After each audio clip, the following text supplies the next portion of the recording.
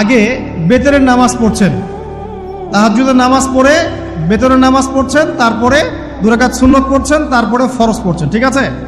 এই আমলটা নবী সাল্লাল্লাহু আলাইহি ওয়াসাল্লাম কর্তৃক স্বীকৃত এবং সুন্নাহ। এখন কেউ যদি ঘুমানোর আগেই বেতের নামাজ পড়ে ফেলে, ঘুমানোর আগেই সে বেতের নামাজ পড়ে ফেলে, শেষ রাত্রে যদি নফল নামাজ পড়ার সুযোগ হয় পড়লো, পরে সুন্নত পড়ে ফজরের 2 রাকাত ফরজ পড়লো, তার আমল কি বাতিল? তো বেতনের নামাজ ঘুমানোর আগে পড়লেও চলে, শেষ রাত্রে পড়লেও চলে। ইসলামের এটা সৌন্দর্য না? সৌন্দর্য। মনে করেন যে আপনি জোহরের আগে, ফরজ নামাজের আগে 4 রাকাত সুন্নত পড়লেন, পড়েন না? আচ্ছা, এটা হাদিস থেকে প্রমাণিত তো? আচ্ছা, কেউ যদি 2 রাকাত সুন্নত পড়ে হবে না? হবে না? এটার হাদিস নাই? আছে, তাহলে এটা সৌন্দর্য না? এটা সৌন্দর্য। কখন এটা আমল করলেন, কখন ওইটা আমল করলেন।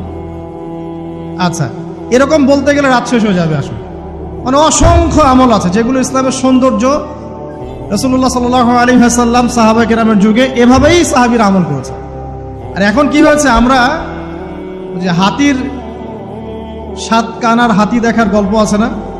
কেউ বলেছে হাতি হচ্ছে খাম্বার মতো, কেউ বলেছে কুলার মতো, কেউ বলেছে হাতি হচ্ছে কি বলেন, এই যে কি সুচালু